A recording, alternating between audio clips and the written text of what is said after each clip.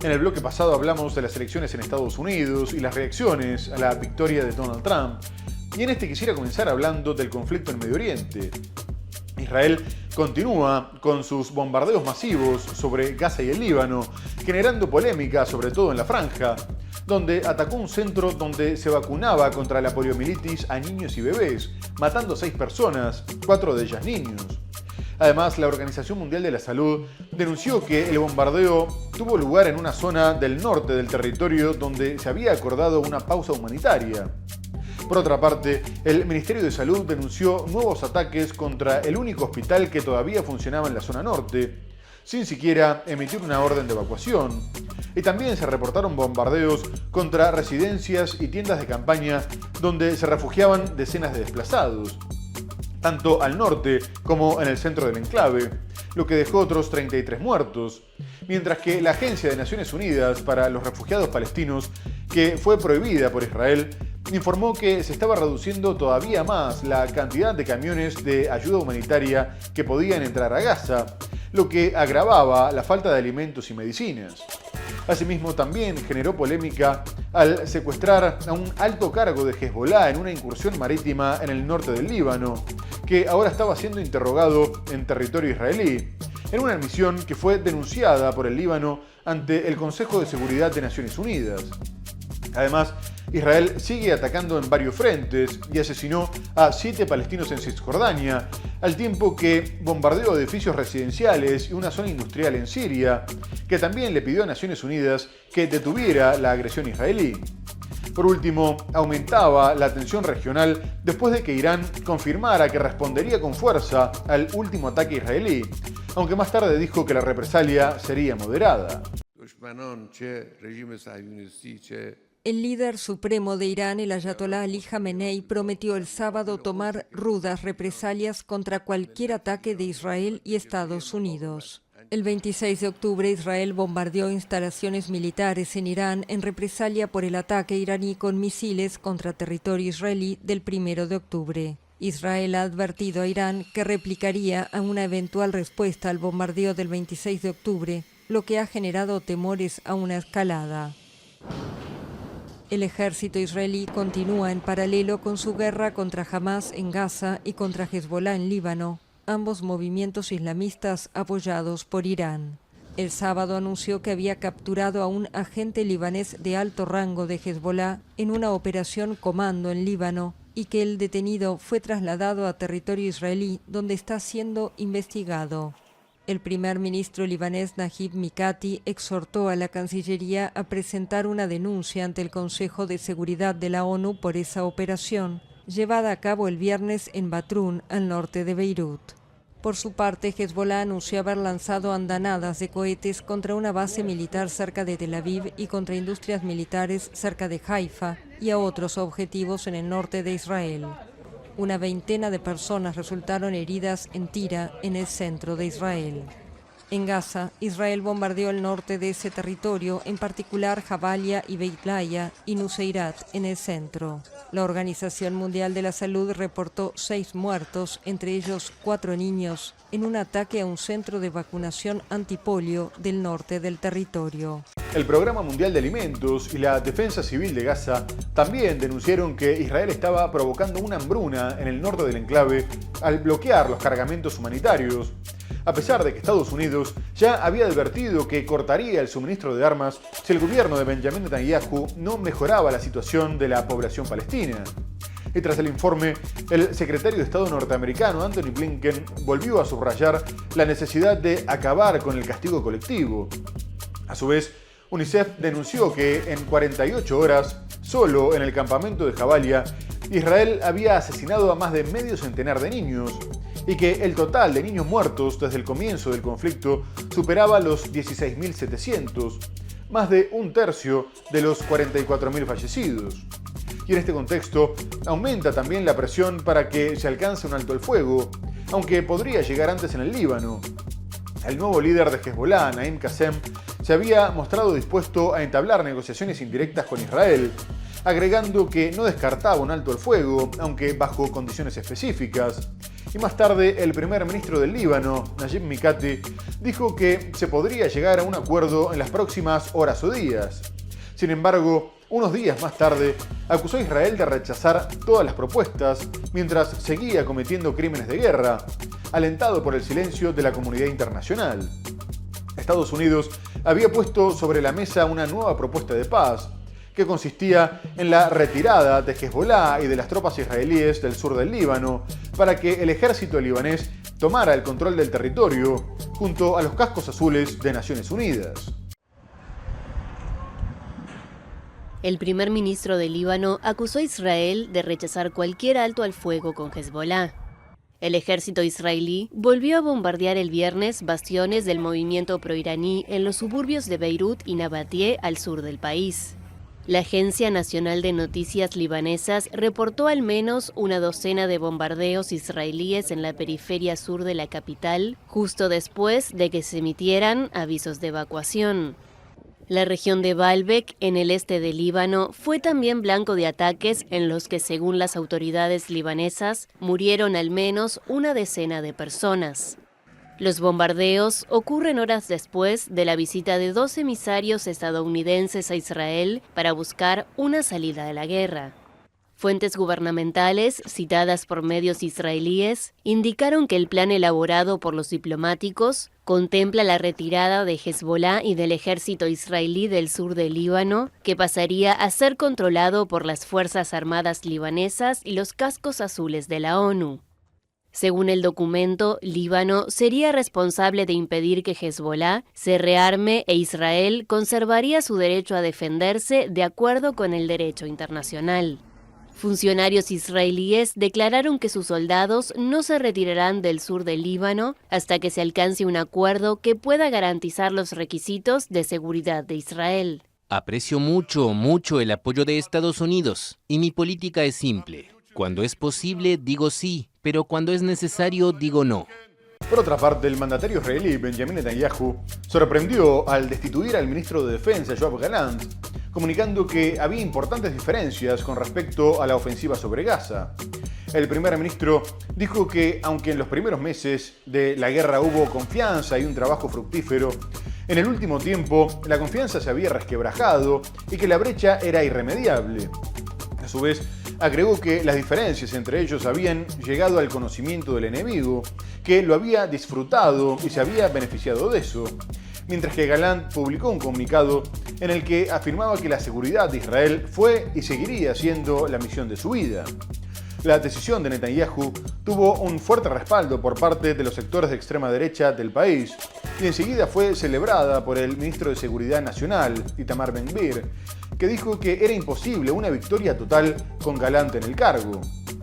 No obstante, la oposición llamó a salir a las calles para manifestarse en contra, y una diputada del espacio, Orit Farkash, declaró que no había ningún punto bajo al que no cayera el gobierno, ya que consideró que la medida era una represalia por las órdenes de reclutamiento a judíos ultraortodoxos, aliados de Netanyahu, y que ésta había llegado en medio de la guerra y en vísperas de un ataque iraní.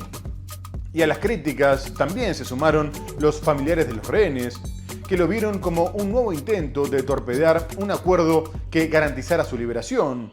Y el Foro de Rehenes consideró que era una prueba de las prioridades de Netanyahu. Gallant va a ser reemplazado por Israel Katz, que hasta ahora se desempeñaba como canciller. Cambios en el gobierno de Israel. El primer ministro Benjamin Netanyahu destituyó el martes a su ministro de Defensa, Yoav Gallant. La ruptura de confianza entre el ministro de Defensa y yo se ha hecho pública, y esta ruptura impide que la campaña se gestione adecuadamente. No lo digo solo yo, la mayoría de los ministros y miembros del gabinete, casi todos, comparten la sensación de que no podemos seguir así. Tras conocerse la noticia, Gallant afirmó que velar por la seguridad del país seguirá siendo la misión de su vida. En su lugar, Netanyahu designó a Israel Katz, quien hasta ahora se desempeñaba como ministro de Relaciones Exteriores. Israel Katz ya ha demostrado sus capacidades y contribuciones a la seguridad nacional como ministro de Relaciones Exteriores, ministro de Finanzas y ministro de Inteligencia durante 5 años, y no menos importante, como miembro del Gabinete de Seguridad durante muchos años. El movimiento conlleva también un cambio en el Ministerio de Relaciones Exteriores. Gideon Sa'ar, un ministro sin cartera en el gobierno, fue nombrado como nuevo canciller. La súbita destitución de Yoav Gallant por parte del primer ministro Benjamin Netanyahu ha empujado este martes a miles de israelíes a salir a las calles para protestar contra la medida, como ya ocurrió a finales de marzo de 2023, cuando Netanyahu lo cesó por primera vez por oponerse a su reforma judicial. La decisión ha provocado movilizaciones en todo el país, como esta en Jerusalén, aunque la mayor concentración de todas ha tenido lugar en Tel Aviv, donde miles de manifestantes han marchado hacia el centro de la ciudad. Y ahora quisiera dejar de lado el conflicto en Medio Oriente para hablar de la guerra en Ucrania.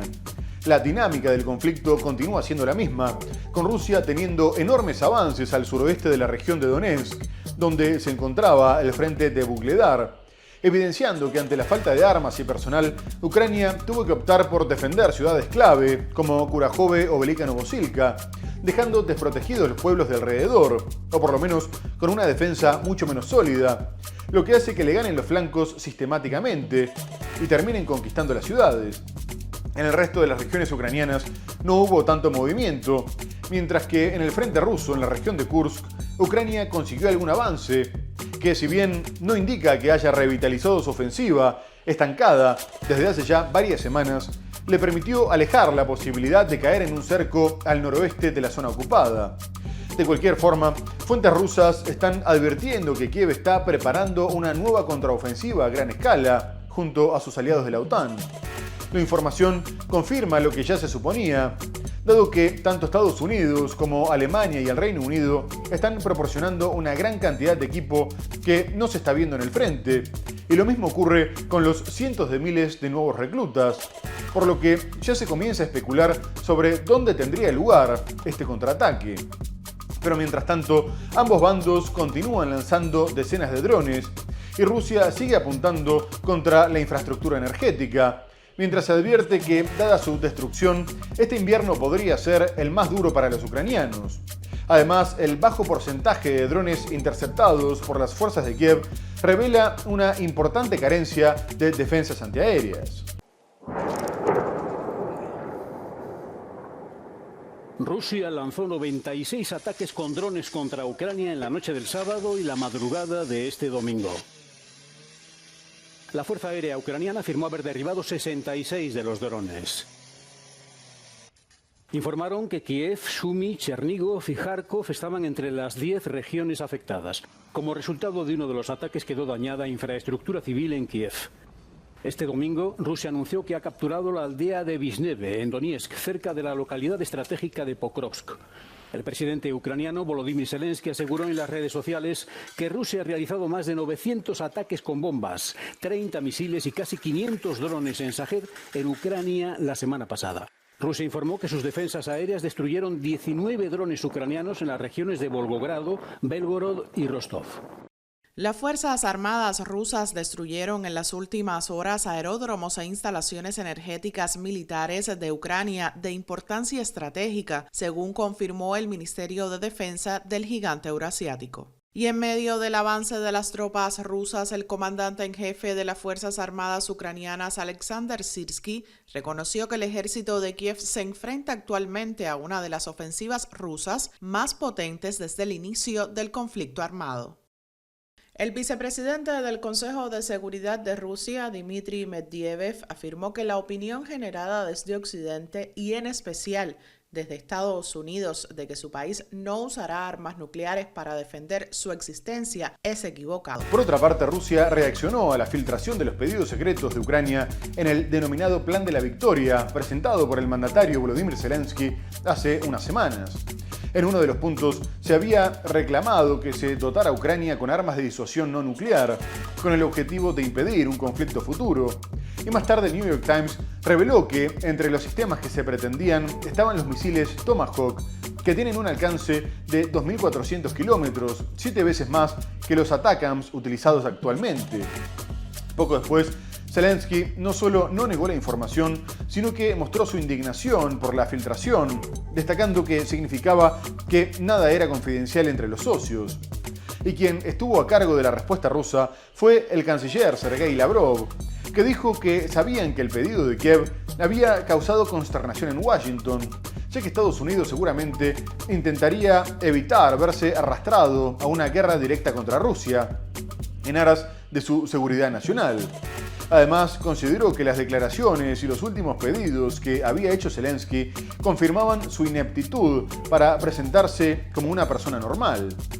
A su vez, el periódico citaba a un político anónimo que afirmó que la exigencia era absolutamente imposible, por lo que Zelensky solo había conseguido un tibio apoyo retórico, y recordó que tras la negativa el mandatario ucraniano se había mostrado sorprendido.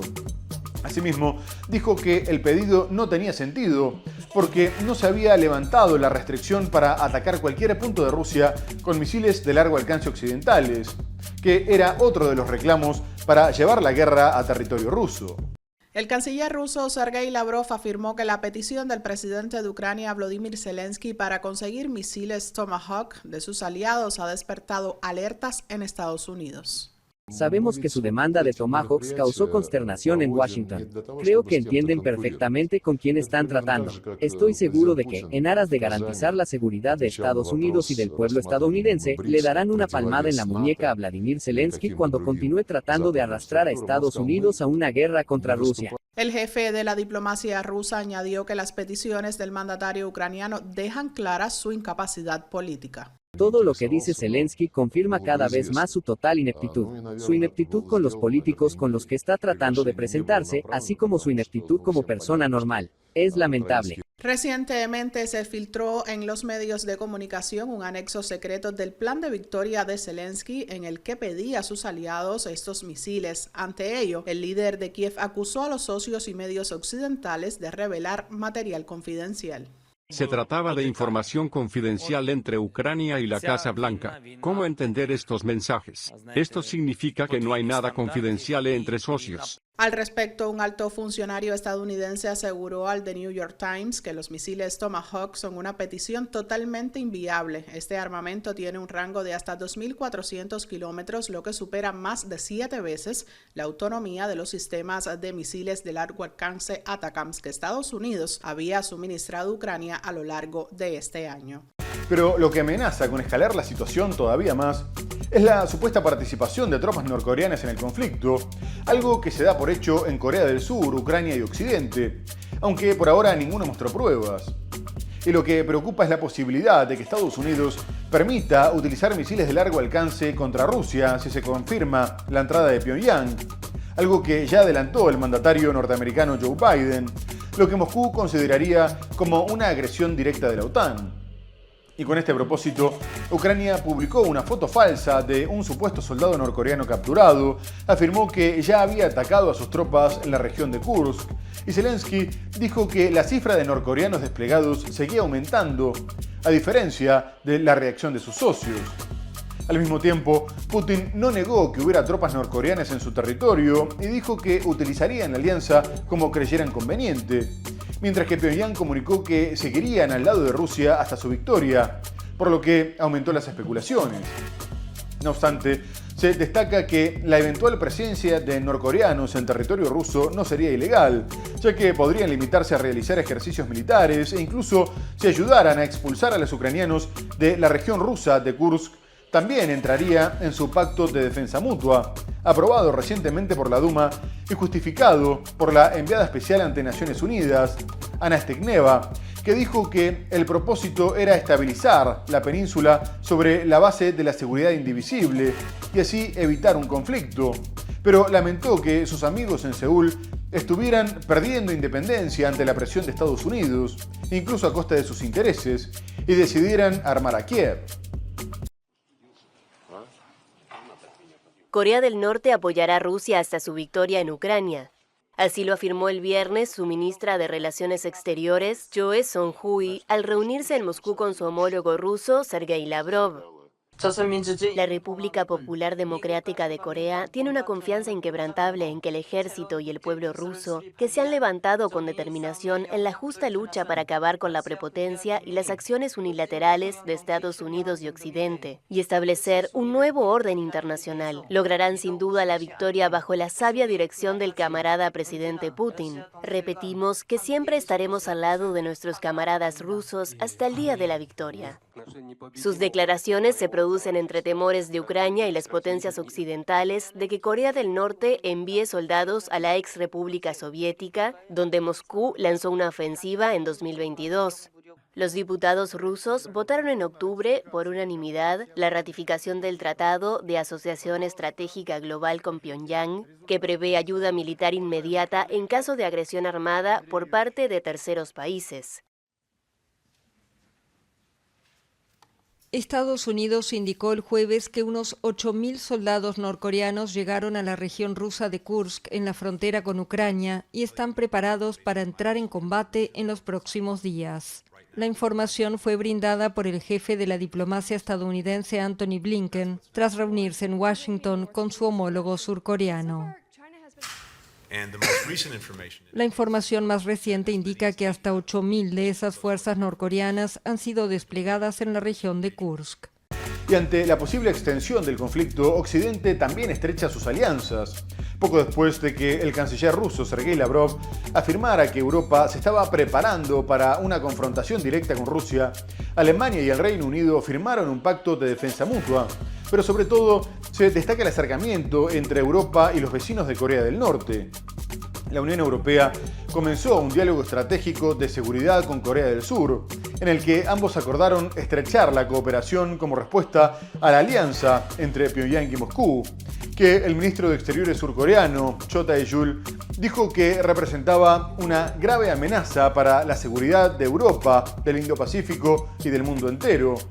Mientras que el alto representante de la Unión Europea para la Política Exterior, Josep Borrell, consideró que la guerra en Ucrania y la península coreana estaban interconectados, por lo que adelantó que seguirían acercándose. Previamente, Borrell había visitado Japón en un intento de involucrar también a Tokio en el conflicto de Ucrania, aprovechando las preocupaciones que también existen entre los japoneses. Y el jefe de la diplomacia comunitaria afirmó que el pacto de seguridad y defensa firmado con Japón era histórico y oportuno, ya que era el primer acuerdo de esa naturaleza entre Bruselas y un país de Asia-Pacífico, y se centraría en el desarrollo de ejercicios militares conjuntos, la seguridad marítima y cibernética, y el intercambio de información sobre la industria de defensa y la seguridad espacial. Y en medio de la condena occidental, Corea del Norte lanzó 7 misiles balísticos de corto alcance, después del Intercontinental que batió su récord al recorrer una distancia en plano de 1.000 kilómetros, pero algunos consideraron que no serviría para la guerra por ser demasiado grande. Corea del Norte presumió este viernes de que el nuevo misil balístico intercontinental que probó el jueves es el más potente del mundo.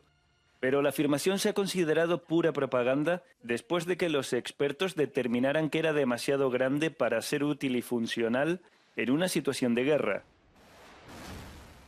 Algunos analistas creen que el objetivo real del lanzamiento de prueba habría sido captar la atención de Estados Unidos antes de las elecciones. La Unión Europea y Japón han firmado un pacto histórico en materia de seguridad y defensa. Es el primer acuerdo de este tipo entre la Unión y un país del Indo-Pacífico.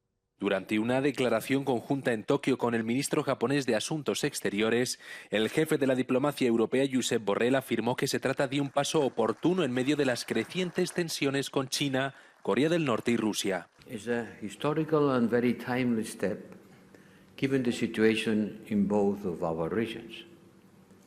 This political framework deepens our ability to tackle emerging threats together and towards a future where our values, our common values of democracy, human rights, and the rules-based international order will continue to guide our way. El alto representante se encuentra de gira por Asia, donde también mantendrá conversaciones estratégicas con Corea del Sur para debatir el mayor compromiso de la Unión con la región.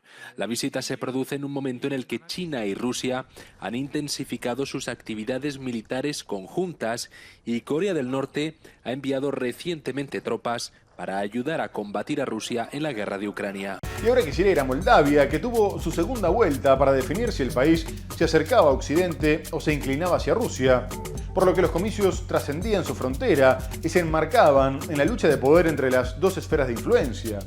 Y finalmente ganó la actual mandataria Maia Sandu, que impulsa la membresía a la Unión Europea y mantiene una relación tensa con Moscú.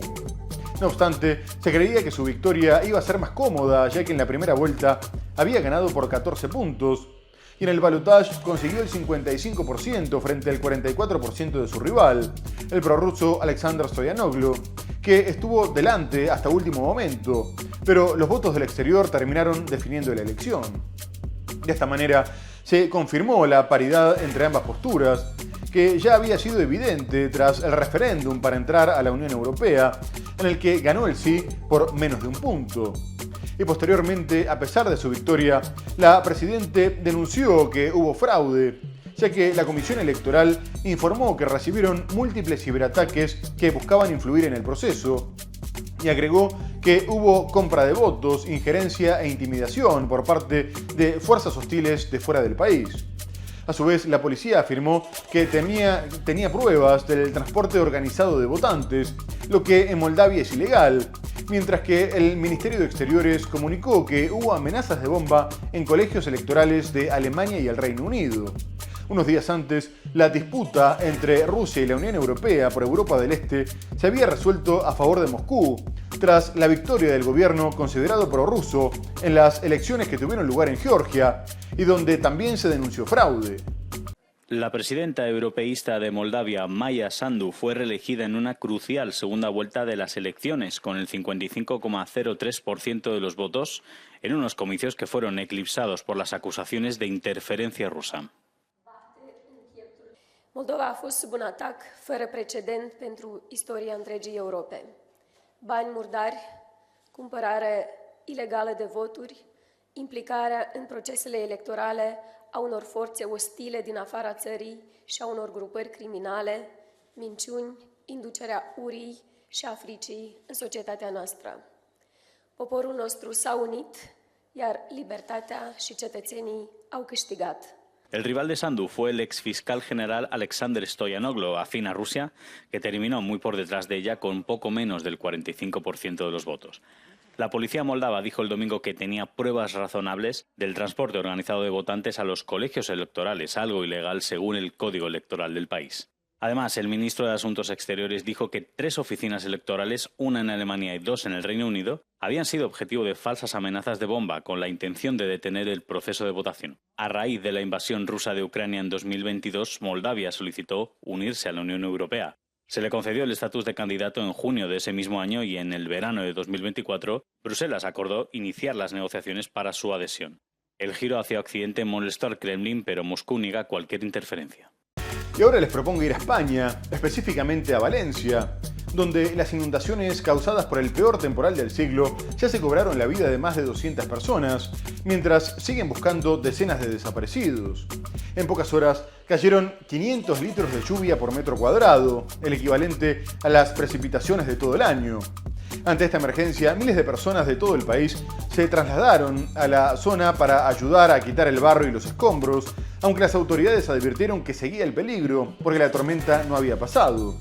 El gobierno de Pedro Sánchez comunicó que enviaría 5.000 militares, que se sumarían a 2.500 que ya se encontraban sobre el terreno, y otros 5.000 policías para que ayudaran con las labores de rescate y limpieza, y frenaran los intentos de saqueos que dejaron un centenar de detenidos, y agregó que las autoridades locales tenían que pedir toda la ayuda que necesitaran.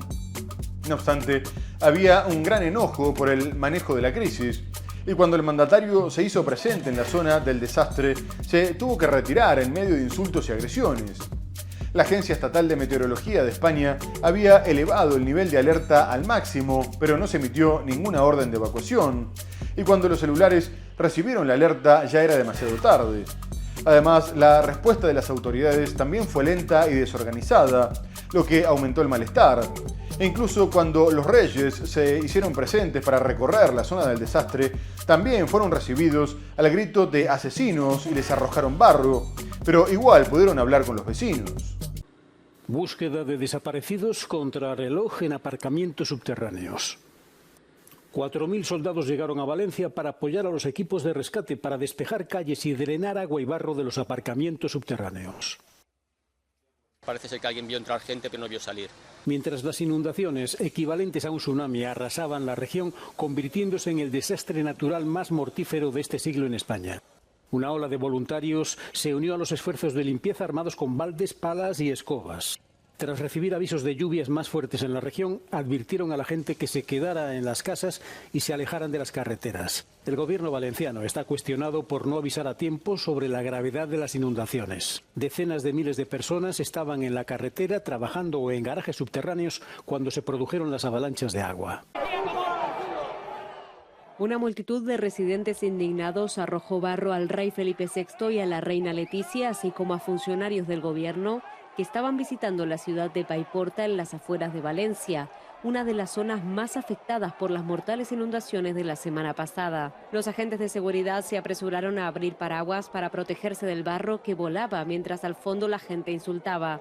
Las devastadoras inundaciones que mataron a más de 217 personas se cobraron la vida de al menos 60 en Paiporta.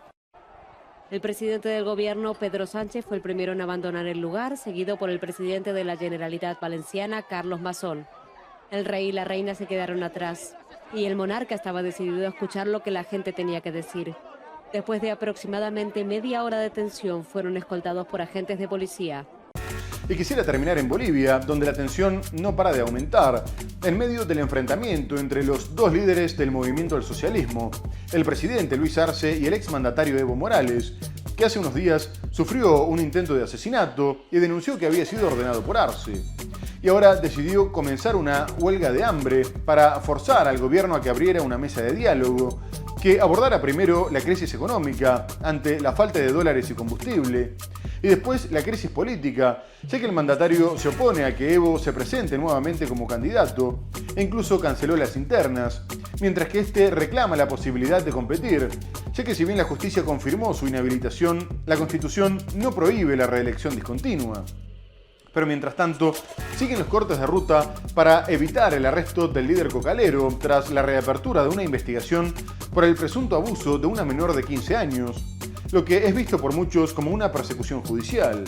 Y en este contexto, el gobierno comunicó que por lo menos 200 militares permanecían retenidos por los manifestantes que habían tomado 3 cuarteles en el departamento de Cochabamba, por lo que había enviado efectivos de las Fuerzas Armadas para desbloquear las carreteras, afirmando que liberarían el departamento del secuestro al que estaba sometido.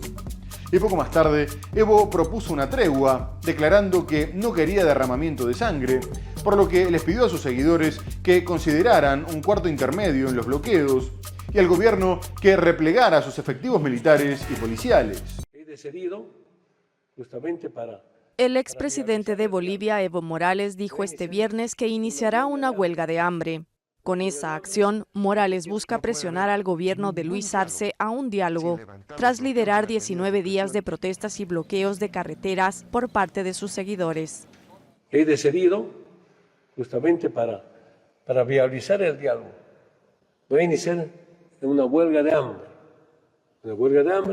hasta que el gobierno instale 2 mesas de diálogo. Morales pidió la participación de organismos internacionales de países amigos durante su declaración realizada en su bastión político, la región cocalera del Chapare.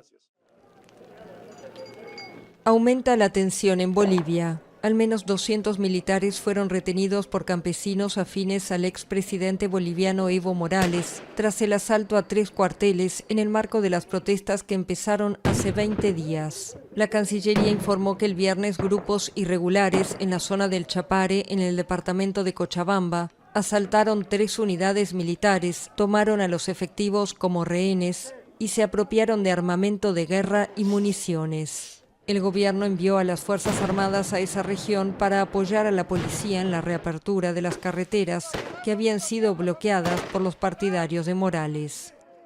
El conflicto en torno a los militares se produce en el marco de bloqueos de caminos por parte de manifestantes afines a Morales, investigado penalmente por un caso de abuso a una menor en 2015, que él niega. Muy bien amigos, se nos ha terminado el programa. Hemos hablado de las elecciones en Estados Unidos y las reacciones a la victoria de Donald Trump.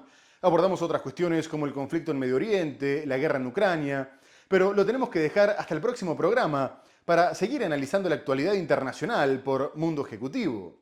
Muchas gracias por habernos acompañado y hasta entonces.